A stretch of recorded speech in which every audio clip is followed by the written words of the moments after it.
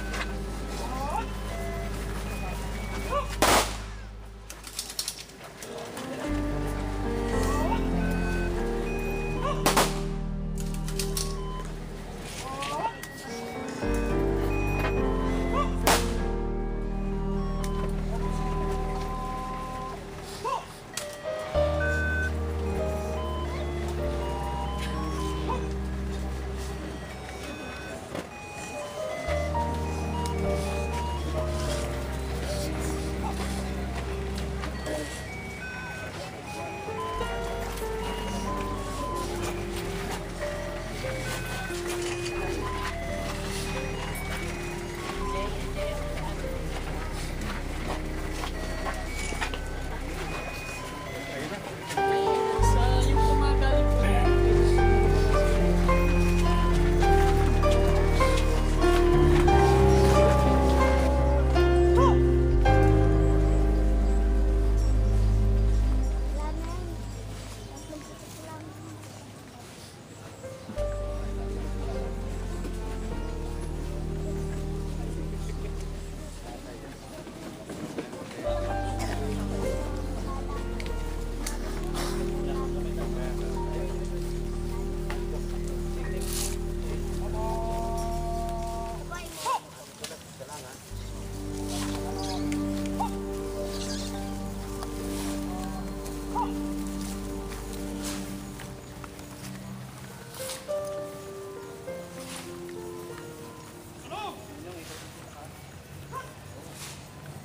Yan.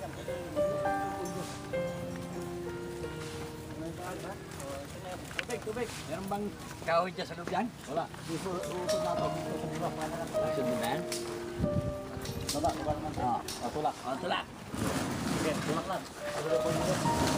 Sige, tulak pa. Butik mo. Diyan bro. Baba kayo. Ito. Diyan, Kel. Kaya mo yan. Sige pa. Yung mga bulaklak mo yan. Yung mga bulaklak. Bulaklak daw.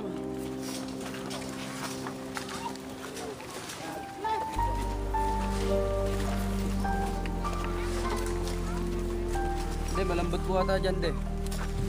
Doon po sa dati. Okay.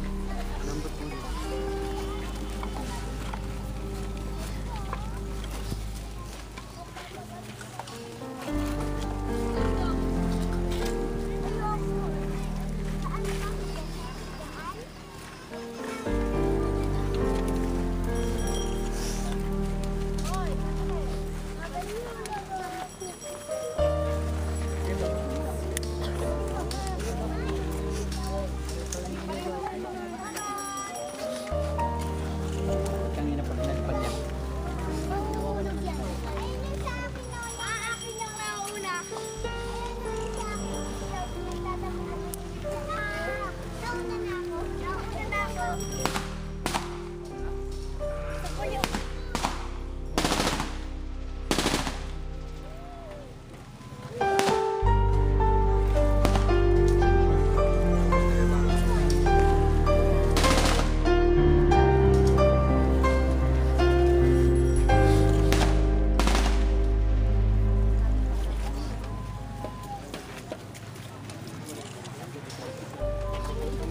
Wala na, pasok na. Ito. Halo. Halo.